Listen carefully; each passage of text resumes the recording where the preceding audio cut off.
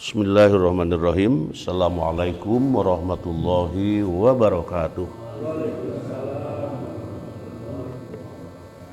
Hadis yang kita baca pagi hari ini tentang babu karohatil ikhtisor bisolah. Makruh meletakkan tangan di pinggang ketika sholat. Di makruh itu apa?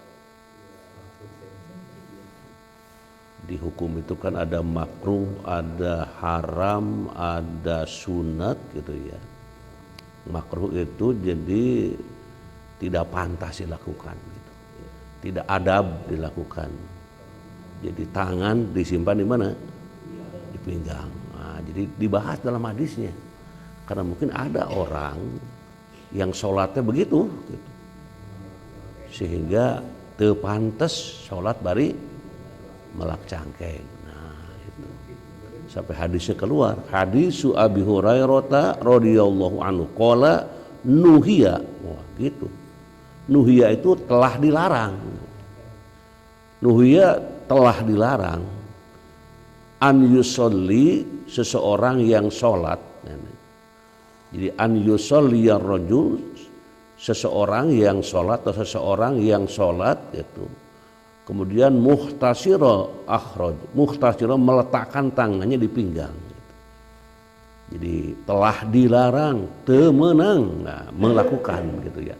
Tidak boleh dilakukan itu, yaitu yang sholat meletakkan tangannya di pinggang. Jadi ini dikeluarkan oleh Bukhari. Artinya hadis ini perlu dipertanggungjawabkan dan perlu dijadikan dalil gitu. Karena memang tangan itu ketika sholat ya diletakkan di tempat-tempat yang sudah dicontohkan oleh Rasulullah Shallallahu Alaihi Wasallam. Babu karohati mashil haso wa taswiyatir turabi bis sholah. Makruh mengusap kerikil dan meratakan tanah ketika sholat. Nah, jadi makruh mengusap kerikil dan meratakan tanah ketika sholat. Hadisu Mu'aikib anna Nabiyya sallallahu alaihi wasallam qala bir rajuli yusawwit turab haitsu yasjudu qala in kunta fa'ilan fawahidatan akhrajahul Bukhari. Mu'akib nih berkata, Mu'akib radhiyallahu an berkata, Nabi Muhammad sallallahu alaihi wasallam bersabda mengenai orang yang meratakan tanah ketika akan sujud. Nah, gitu. Jadi meratakannya ketika akan sujud. Kalau sebelum sholat boleh. Imam sebelum sedang sholat gitu.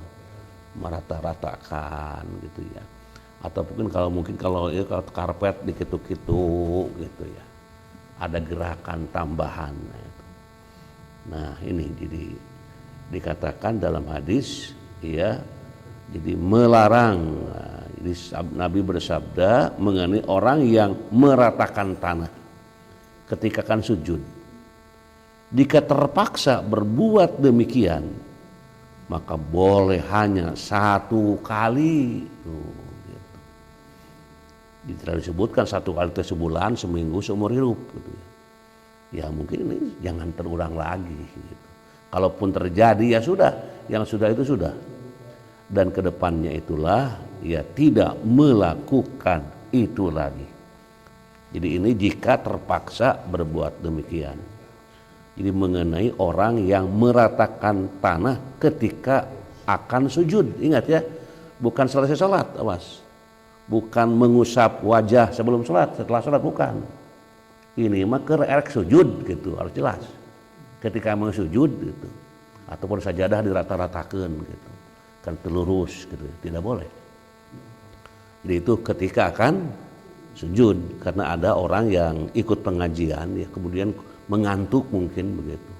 Ketika mengantuk kedengarannya sebagian disampaikan kepada yang lain. Nah, gitu. Seperti katanya ketika sholat, ketika wudhu itu mengusap kepala sedikit gitu kan, kepala sedikit, mengusap kepala. Nah kedengarannya mengusap kepala yang kecil tuh, yang kecil. Nah jadi kan jauh beda gitu ya. Jadi salah gitu. Makanya kalau mengantuk ya ada masalah gitu.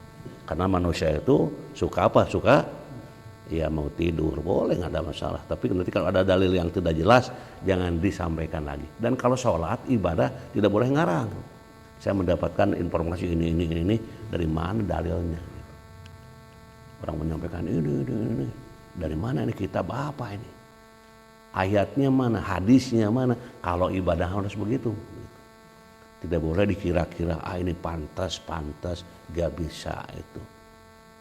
Kenapa? Karena sudah ada juklaknya dan juknisnya. Nah, juklaknya jelas, juknisnya jelas. Gitu. Nah, termasuk hal-hal yang menyangkut dengan, ya tadi, dengan meratakan tanah ketika akan sujud. Nah, jika terpaksa berbuat demikian, maka boleh hanya satu kali. Jangan mengulang, apalagi setiap sujud. Gitu. Setiap sujud selalu gitu. Gitu. Termasuk itu dalam hadis yang lalu ya, orang yang panjang rambutnya, gitu, sampai ngarumai menghalangi tarang ketika sujud, atau juga memakai peci, kopea, kemudian ini menutup tarang. Jadi tidak boleh. Jadi tidak boleh ya tidak boleh sujud kepada pakaian yang dipakai gitu. Ibu-ibu mau kena misalnya. Karena mau kenanya agung besar, sehingga begitu sujud tuh muah gitu ya. Itu hati-hati. Jangan sampai sujud ke pakaian yang dipakai. Itu kan Mas? Kepada pakaian yang dipakai. Jadi kalau dipakai, orang tuh pakai pakaian nih. Nah, tidak boleh. Termasuk tadi peci ya. Ya peci itu untuk membedakan, untuk memudahkan ketika sujud jangan sampai ya terhalang. Ataupun misalnya sholat sujud kita ngalangan rambut. Nah ini juga menambah pekerjaan yang tidak ada contohnya. Itu tidak boleh. Kemudian babun nahyi anil busoqi fil masjidi fis sholati wa ghairiha. Nah ini larangan meludah di masjid ketika sholat dan lainnya. Melarang meludah gitu. Sampai hal ini pun dibahas dalam sholat gitu. Karena boleh jadi ada orang yang sholat kemudian ngumpul ludah gitu. Ngumpul ludah gitu ya, tidak terasa karena makan yang hasem-hasem sebelum sholat sehingga mengundang untuk ludah itu bertambah banyak. Gitu ya. Kalau yang normal-normal ya biasa. Ataupun batuk misalnya. Nah ini. Karena ini melarang meludah di masjid ketika sholat dan lainnya. Hadis Abdullah bin Umar anna Rasulullah SAW ro'a busokan atau busokon fi jidaril kiblati pahakkahu sum akbala ala nasi faqala idza kana ahadukum yusolli fala yabsuq kibala wajihi fa innallaha kibala wajihi idza shalla akhrajahul Bukhari. Abdullah bin Umar radhiyallahu an berkata, Rasulullah SAW melihat ludah di dinding masjid sebelah kiblat, maka dikorek dengan tangannya kemudian menghadap kepada sahabatnya sambil bersabda, jika seorang sedang sholat maka jangan meludah di depan wajahnya, sebab Allah menghadap ke wajahnya ketika ia sholat. Gitu. Jadi lamun teamang geus teu kuat gitu ya, jangan ke depan. Kemana itu? Ya ke samping. Ya. Di samping aya balad eta. Ya di samping aya balad ya Pak. Jadi memang hal inilah yang sedang diungkapkan. Kenapa? Ke depan kenapa tidak boleh? Halo? Kenapa ke depan tidak boleh? Karena sedang berhadapan dengan Allah. Sholat itu sedang berhadapan dengan Allah. Jangan merasa sendirian. Sholatnya merasa sendiri, gak ada yang memperhatikan, Allah di depan kita. Di sholat itu hakikat sedang beraudensi, sedang berdialog, sedang berkomunikasi. Makanya selalu minta agar sholat ini bisa konsentrasi, bisa khusyuk. Dan kalau tidak dibaca hadis ini, sholatnya anggerwek itu, Pak. Tidak merasa sedang dilihat, tidak merasa sedang dipandang gitu. Bahkan ketika ya muncul bahasa sunana mengahrehak oke bebas, nah gitu ya. Ya mungkin kalau di masjid kita mungkin gitu ya masih ditahan. Tapi kalau di rumah mungkin bisa terjadi. Batur iya gitu ya. Kemudian tadi godroh betul banyaknya gitu. Batur gitu dibuang ke depan. Teu adab gitu. Teu sopan. Kenapa? Karena yang di hadapan itu ada siapa? Ada Allah. Seolah-olah bahasa lain nama nyiduhan tuh kan gitu. Tong bujeng-bujeng. Nah ini kan salah ilmu, Pak. Kalau dibaca mah bisa terjadi model begitu gitu. Nah ini jadi tidak boleh ya melarang gitu, Rasul melarang. Jadi maka sampai dikorek gitu dengan tangannya gitu. Nah, jadi kelihatan Rasul gitu ya. Kemudian Rasul membersihkan. Dikorek dengan tangannya, kemudian menghadap kepada sahabatnya sambil bersabda, jika seorang sedang sholat maka jangan meludah di depan wajahnya, sebab Allah menghadap ke wajahnya ketika ia sholat. Mau sholat sendirian atau sholat berjamaah. Nah gitu. Dimengerik ludah dengan tangan dan dari masjid ini sampai karena mungkin kelihatannya tidak indah, kelihatannya merusak pemandangan, dibersihkan. Artinya apa?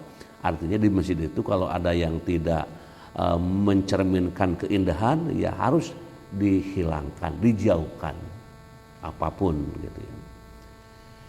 Terus hadis Abi Sa'id anna Nabiyya sallallahu alaihi wasallam absara nukhomatan fi qiblatil masjidi fahakkaha bihasatin summa nahi an yabzuqar rajulu baina yadaihi au an yaminihi walakin an yasarihi au tahta qadamihi al yusra akhrajahul Bukhari. Abu Sa'id radhiyallahu an berkata, Nabi Muhammad sallallahu alaihi wasallam melihat ingus. Apa ingus? Dahak di dinding masjid di arah kiblat. Nah, maka dikorek dengan batu. Kemudian Nabi Muhammad SAW melarang orang meludah di depan atau sebelah kanan. Tetapi jika akan meludah maka ke kiri atau di bawah telapak kaki kirinya gitu. Nah ini kalau terpaksa, ya kalau normal mah mungkin bebas. Ini kalau terpaksa, ke depan tidak boleh, ke kanan tidak boleh, kemana? Ke kiri, kiri pun ke bawah. Caranya gimana gitu ya? Nah itulah yang harus diperhatikan ketika sedang sholat. Jadi sholat itu betul-betul harus ready kata anak muda mah ya, harus siap segala macamnya gitu. Dan memang itulah cara-cara yang digambarkan dalam hadis yang kita baca ini.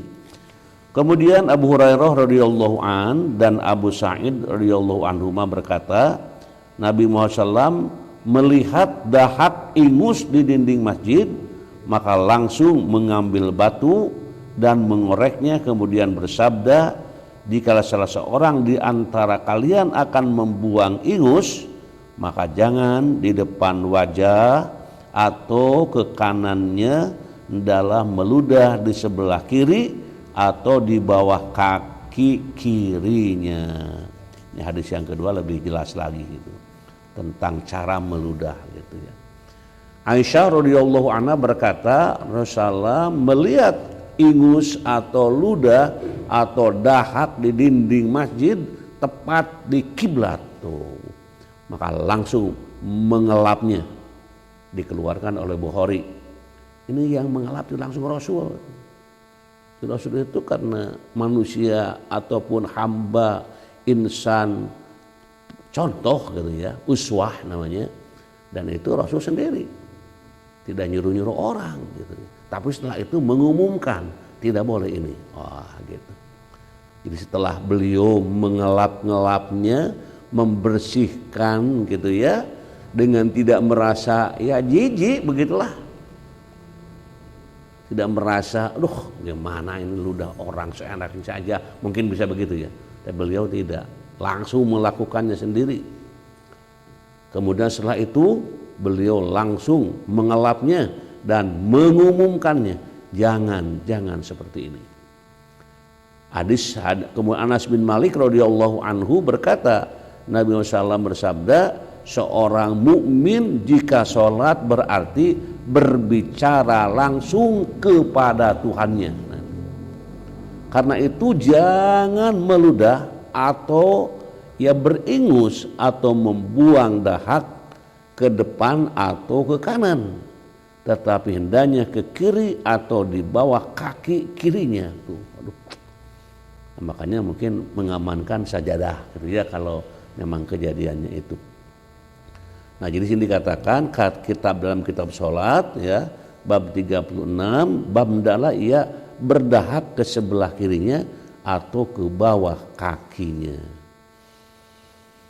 Hadisu Anas bin Malik qala Nabi sallallahu al-buzaq fil masjidi khati'atun wa kafarataha dafatha akhrajahul Bukhari. Anas bin Malik radhiyallahu an berkata, Nabi Muhammad sallallahu alaihi wasallam bersabda, meludah di masjid itu dosa. Tambahannya dari hadis yang tadi, nah hadis yang dibaca barusan, meludah di masjid itu dosa. Dan penebusnya ialah menguburnya. Oh gitu. Jadi kalau meludah di masjid itu dosa. Yang cara menebusnya dengan mengubur itu ya mungkin menghilangkan, menjauhkan. Karena yang namanya ya ingus ya, leho gitu ya, ataupun juga ya dahak gitu, itu bisa ya mungkin kelihatannya kurang etis, kurang bagus. Dan itu hukumnya dosa. Dosa itu bila dikerjakan mendapatkan siksa, bila ditinggalkan ya tidak mendapatkan siksa itu. Nah, itu beberapa hadis yang kita baca di pagi hari ini. Hadis ini seperti kurang penting ya. Tapi ketika terjadi, gitu ya, terjadi dahak segala macam, ingat, hadis ini luar biasa mengingatkan. Jadi kalau belajar membaca bersama, mungkin saat ini tidak perlu lah gitu ya, tidak terjadi. Tapi sekali-kali ketika terjadi, ingat ke hadis ini. Oh gitu. Walaupun sedang sholat di rumah ataupun sholat dengan berjamaah. Itu beberapa hadis yang kita pagi hari ini kita baca bersama sebelum kita beraktivitas kehidupan kita hari ini dan seterusnya. Diawali dengan membaca-baca hadis Nabi, mudah-mudahan kita termasuk dan keluarga orang yang cinta kepada Nabi. Dan Rasul akan memberikan syafaat nanti kepada orang-orang yang selalu mengikuti tuntunan ajaran Rasulullah Shallallahu Alaihi Wasallam.